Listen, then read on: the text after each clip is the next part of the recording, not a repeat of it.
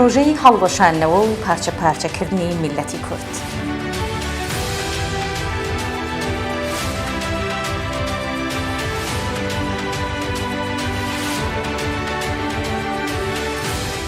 ئایا دەزانن پرۆژەی ئەتۆمیزەکردنی میلەتی کورد خەریکە بەڕێوە دەچێت؟ ئایا دەزانن هەندێک دام و دەستگای کوردیش کەوتونەتە داوی ئەم پرۆژە مێگا کۆلۆنیالیستیە؟ تن میکنند و با عربهای عراق الفتی دیری ندارند. قوم ایما همه به ایران ایما داریم، ما به تهران داریم. تلفن زن نکیبید، اما در جغرافیای لرستان وابسته به اتحادیه ایلات ماوەی چەند ساڵەکە دام و دەستگا سیاسی، ڕاگەاندن و هەواڵگریەکانی دوو دەوڵەتی داگیرکەری کوردستان خەریکی جێبەجێکردنی پرۆژەیەکن کە ئامانجی هەڵوەشانەوە و پارچە پارچەکردنی میلەتی کووردە. لە تورکیا بەرپرسانی فەرمی دەوڵات هەمیشە لە وتارەکانیاندا دەڵێن کورد و زازا.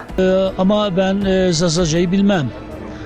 Zazalarda Kürtçeyi bilmezler. Zazaların zaten Kürt asıllı olduklarını ispatlamaya çalışmanın, Kürtlerin de Türk olduğunu ispatlamaya çalışan Zazaca, Dümülki, Kürtki, merhabalamam bu kadar tepkinize sebep olmamalı. Bakıyorsun varsa yoksa Kürt sorunu. Kardeşim ne Kürt sorunu ya? Artık böyle bir şey yok. Kardeşim neyin eksik senin?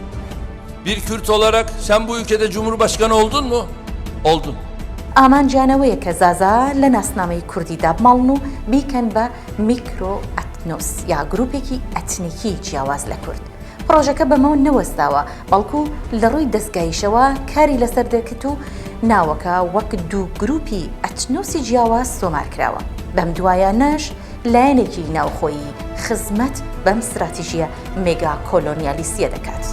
إنساني إزري بي بيجي ياز عربم ياز كردم ياز سني ما ياز شيعي ما ياز كردم أو إنسان تزاني بي دينا بي إيمانا أسكارم بيجمتا بي بابا جي نزاني كي بابا بيش لا كرد بيجنا خو إيزيدي ناس بيجما خو كرد إيزيدي لا كرد بيجنا خو إيزيدي هكم أصل وانن بلا الأصل خو بقرين أس يك روجا دي عمادنين بيجما خو كرد إيزيدي يعني أس كردم لەلایەکی دیکەوە کورد ئەلەویەکان لەگەڵ ئەوەی ڕۆڵی کەرتی دینداری سونی شافعی لە ناو سیاسەتی کوردی لە باکووری کوردستان گەشەی کردووە بە شوێنەی لە بزافینەتەوەی دوور دەکەونەوە و لەگەڵ ئەلەویە تورکەکان یەکان گیر دەبن.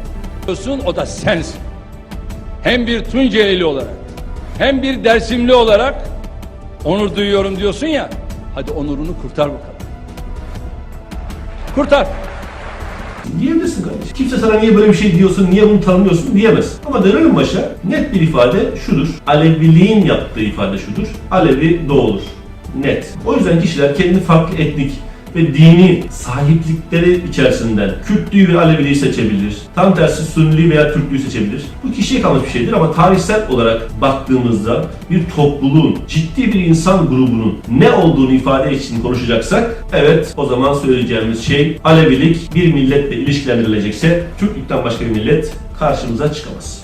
لەلایەکی تریشەوە دەوڵەتی تورک بە قورسی کار لەسەر کوردە حەنەفیەکانی بەرەی ڕۆژاوای فرات دەکات. دەیەوێ ئەو چوار پارێزگا کوردە حەنەفیانە داببڕێنرێ و لەگەڵ تورکە حەنەفیەکان زیاتر ئامێتیان بکات. هەروەها دەوڵەتی ئێران دەیان ساڵە کار لەسەر پەرتکردنی کوردی شیعە و سوننە دەکات وا خەریکە کوردی یارسان و سونی شافعیش بەگشت یەکدا دەدات. دەزانن ئەوڕۆ لە نێو شاری ئێمەدا چۆن جوانانیان بەرەو ئینحراف بردووە، بەرەو شەیتان پەرستی، بەرەو مەسیحیەت، بەرەو زەرتوشتیەت. بەم دوایانە لە پەرلەمانی ئێران پرۆژەیەک پەسەند کراوە کە دەڵێ لەکی زمانە.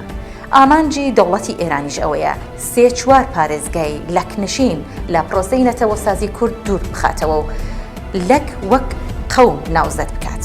لە کاتێکدا لەک هۆزێکی گەورەی کوردین و نیوەیشیان لە باشووری کوردستان دەژین. من عزیز لکمون تبریک بگم به مناسبت سالگرد ثبت زبان لکی به عنوان یکی از زبان‌های ملی ایران.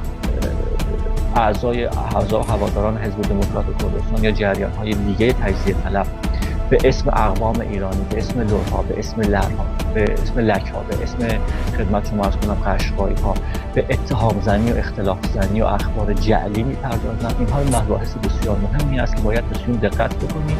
این هستش که لک‌ها هویت قومی خودشون رو در برابر هویت ملی ایران قرار ندادند.